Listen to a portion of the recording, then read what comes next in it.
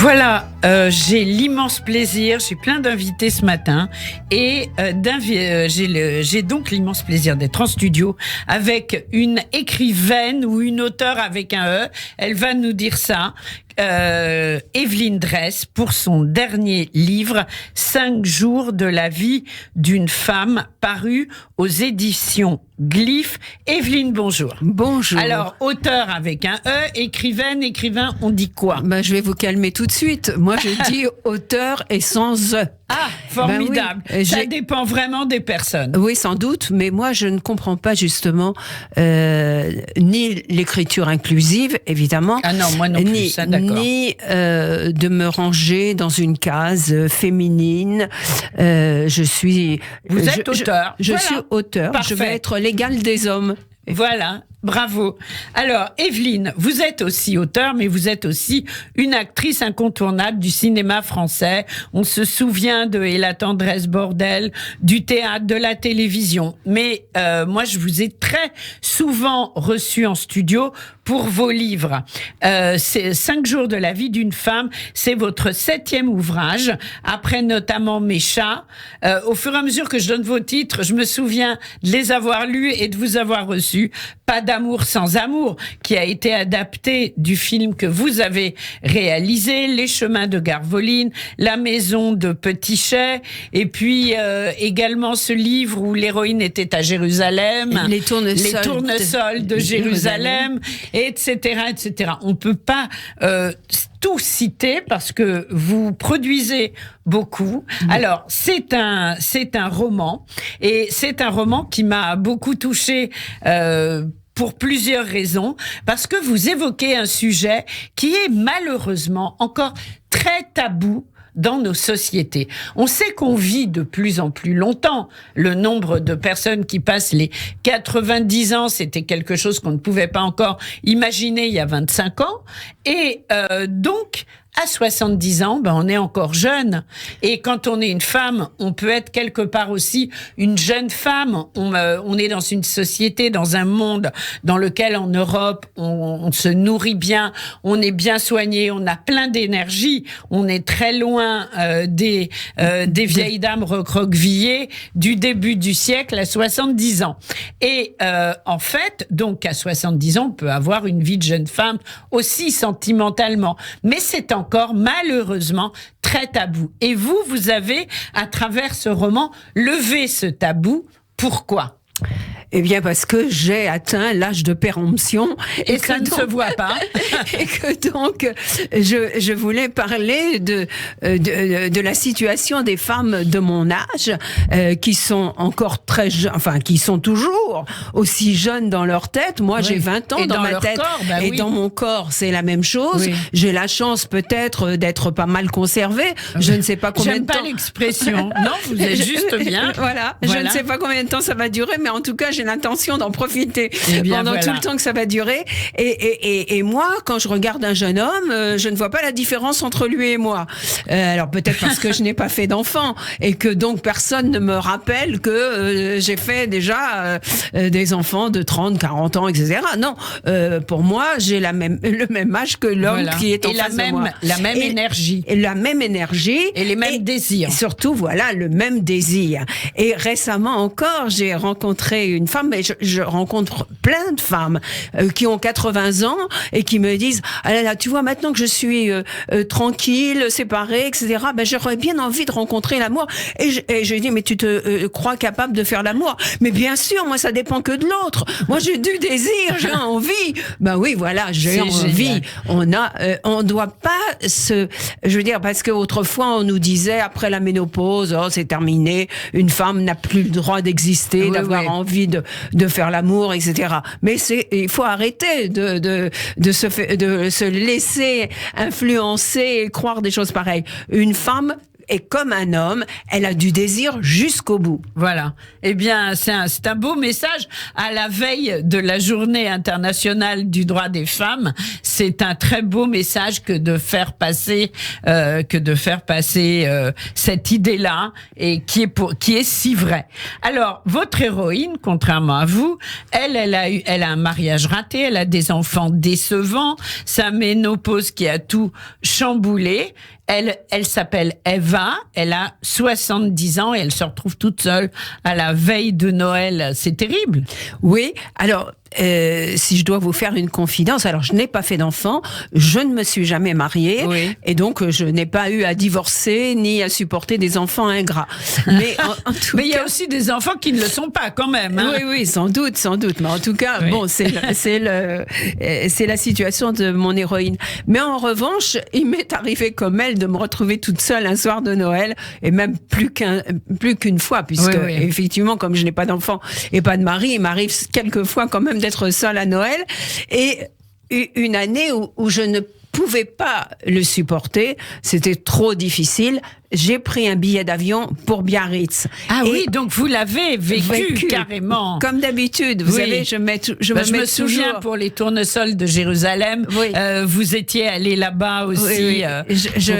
Quand je lis l'idée d'un roman, j'écris un synopsis, ça tient en 5-6 pages, je connais le début et la fin de mon histoire, mais entre-temps, je sais pas ce qui se passe, alors je me mets dans la peau de mes héroïnes et je vais vivre leur vie dans le pays que je leur ai choisi. Mais quand vous êtes parti à Biarritz, oui. Est-ce que vous êtes parti en vous disant tiens, ça va me donner une idée de roman? Pas du tout. Vous avez vécu votre vie et c'est ensuite que vous avez eu l'idée. C'est ce que j'allais vous dire, c'est le contraire. Pour ce roman, c'est le contraire qui s'est passé, c'est que j'ai vécu mon histoire à Biarritz, j'ai fait comme elle, j'ai commandé une bouteille de vin et je l'ai bu et ça a été un drame.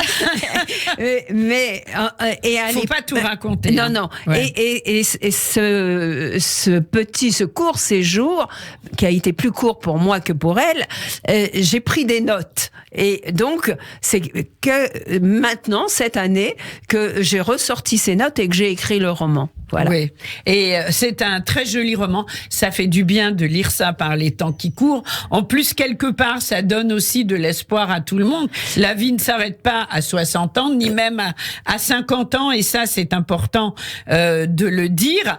Et votre héroïne, en fait, elle est quand même très, très coupée de toute sa famille. Hein. Les enfants, ils ont l'air de s'en ficher un peu. Oui. Je sais pas, ça a l'air, c'est pas très facile pour elle. Non, je me suis quand même un peu inspirée de ma propre histoire, comme d'habitude. Oui. C'est-à-dire que, bon, certes, je n'ai pas fait d'enfant, mais j'ai aussi une famille que je ne vois pas. Donc, bien sûr. Ma vie. C'est bien dommage, il rate beaucoup. Vous êtes très sympa. Donc, voilà, je sais que pas mal de femmes sont aussi dans ce genre de situation. Bien sûr, bien sûr. Oui. Et vous savez, je parle de ma grand-tante dans le livre. Oui, bien sûr. Qui est décédée à 105 ans.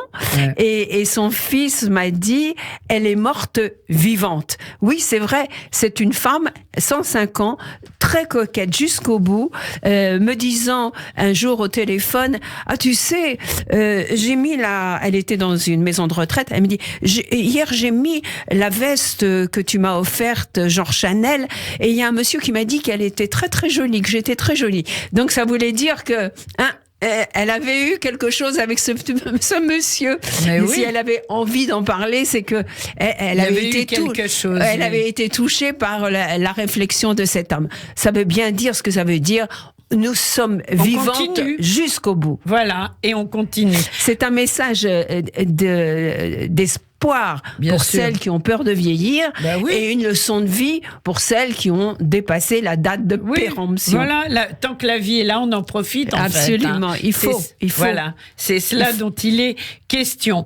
Alors, votre héroïne, quand même, elle passe par des choses assez incroyables. Donc, elle décide de se faire plaisir, elle n'est pas très fortunée, et elle se paye un des plus grands palaces de Biarritz. Et là, évidemment, forcément, ça c'est ma touche personnelle, quand on sort de chez soi, on rencontre des humains. Oui, Tout à fait. Elle a cette chance, peut-être. Enfin, oui. on va pas tout dévoiler. Tout dévoiler, mais le séjour se passe à l'hôtel du Palais à Biarritz, qui est vraiment un hôtel merveilleux, splendide, dans lequel je suis allée séjourner également, et pour lequel je n'avais pas non plus les moyens de me l'offrir, mais en tout cas, ça fait voir la vie en rose, évidemment. C'est mieux d'être riche et bien portant que malade et pauvre. C'est sûr. Alors, vous êtes souvent, quand vous écrivez, Evelyne, vous êtes souvent derrière votre héroïne principale. Oui. Alors, je ne sais pas si c'est vos héroïnes qui s'identifient à vous ou vous qui s'identifiez à vos héroïnes, mais on vous voit quand on lit. C'est pas le cas de tous les auteurs. On a l'impression que vous prenez beaucoup dans votre quotidien, dans votre vie, et ça c'est rare en fait. Oui, je ne sais pas pour les autres, mais en tout cas, en ce qui me concerne, comme je vous disais, je me mets dans la peau de mes héroïnes et je vis leur vie. Alors, évidemment, à un moment, on se confond, elle et moi.